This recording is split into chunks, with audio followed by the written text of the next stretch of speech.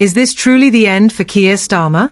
His catastrophic performance during Prime Minister's questions has left his party in ruins and his career teetering on the brink. A staggering 25% of Brits believe he's doing a good job, which is nothing short of a disaster that screams resignation. Starmer's cabinet resembles a circus, with ministers who seem to stumble from one embarrassing gaffe to another, turning the government into a laughingstock.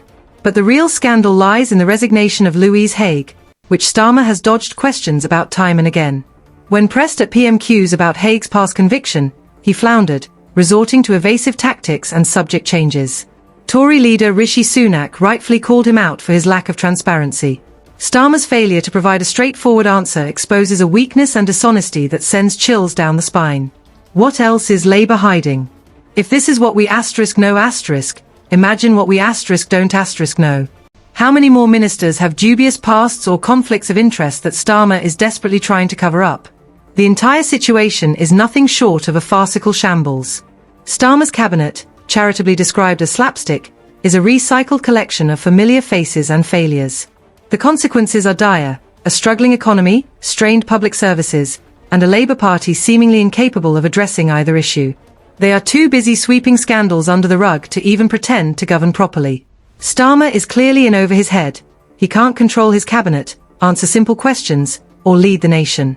How much longer can this charade continue? At this rate, the UK will be lucky to have anything left when Labour's done with it. Labour's economic promises have evaporated faster than a sandcastle at high tide. The UK economy is in dire straits, and the numbers paint a bleak picture that even loyal Labour supporters are beginning to question.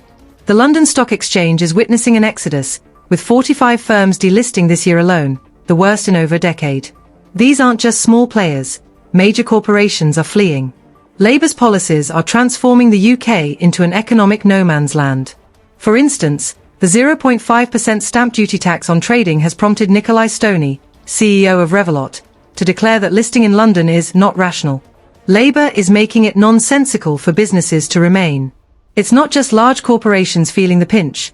A Wealth Club report reveals that 55% of high-net-worth individuals believe the UK no longer supports wealth creation, with 42% finding it unattractive to establish businesses here. Nearly half of potential job creators are rejecting investment. A shocking 31% more wealthy individuals are considering leaving the UK compared to last year. Labour's policies are actively chasing away anyone with substantial wealth. Then there's Rachel Reeves, the Chancellor, who is pushing for a £25 billion national insurance hike. Apparently, what our struggling economy needs is higher taxes, like trying to cure a hangover with more alcohol. Critics warn this could lead to rising unemployment and even more businesses leaving. But hey, at least Labour will have more money to waste on endless reviews, right? How much worse can it get? At this rate, there may be little economy left for Labour to mismanage.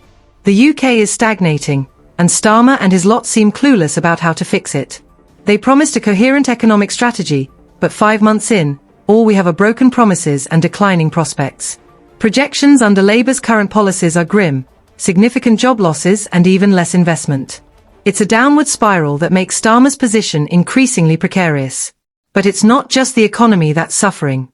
Labour has hit us with a massive national insurance hike, with hard-working people bearing the brunt. This will push unemployment up and scare businesses away. They've also targeted students, breaking their promise not to raise tuition fees, the first increase since 2017, and it might just be the beginning. Reeves hasn't ruled out further tax hikes. They seem to have an insatiable appetite for our hard-earned cash. These increases will hit everyone, but lower-income families will struggle the most. While they take our money, what are they doing with it? Fixing the NHS? Improving schools? Tackling crime? No. They're launching review after review, lots of talk, but no action. Labour's obsession with reviews is staggering. They've initiated an absurd number, a smokescreen to hide their lack of direction. They're paralysed by indecision, hiding behind endless consultations. Even Labour MPs are fed up. Jess Phillips, a Home Office minister, expressed frustration, wanting to implement policies rather than just talk about them. While Labour reviews everything, real problems worsen. The immigration crisis spirals, the NHS struggles, and crime rates rise. Labour seems more interested in appearing busy than actually doing anything. They're playing at governing instead of leading. Labour's immigration policy has far-reaching consequences. Schools are struggling to accommodate an influx of students, many of whom are non-English speakers.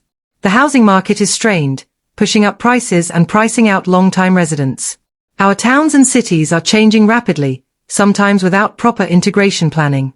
Even Labour's traditional supporters, union leaders, voice concerns about the impact on working conditions.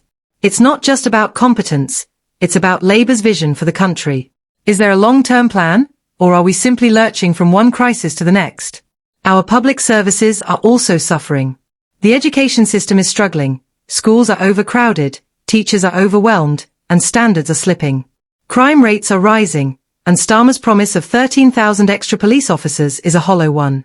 Less than a third of new recruits were actually present at PMQs. Starmer's responses were vague and evasive. Labour has no solid plan to address these problems. People are feeling the impact every day. Labour's failures are evident, and people are starting to notice. The whispers of rebellion within Labour are growing louder. MPs who once rode high on their election victory now view Starmer as yesterday's news. Open criticism is rampant, questioning his economic policies, handling of public services, and even his leadership ability. The Louise Haigh scandal only fuels this discontent, with rumours of leadership challenges swirling. Some MPs are positioning themselves as alternatives, and the knives are out. Starmer's back is exposed. Public opinion is turning against Starmer. His approval rating is a dismal 26%, worse than Theresa May's during the Brexit chaos or John Major's after Black Wednesday. Economic policy, immigration, and the NHS are major issues, and the polls are just the beginning of his troubles. It could get much worse. Labour's decline is breathtaking. Only a quarter of Brits think Starmer is doing an okay job, and older voters, crucial for Labour, are particularly unimpressed. A staggering 74% are disappointed. Broken promises, the Hague scandal, and disastrous economic policies have all contributed to this collapse. Social media is ablaze with frustration, foreign investment has plummeted, and other countries are questioning Britain's stability. Starmer's premiership is on life support. The damage done in just 5 months could take years to undo. Will he resign, or will he be pushed? The clock is ticking.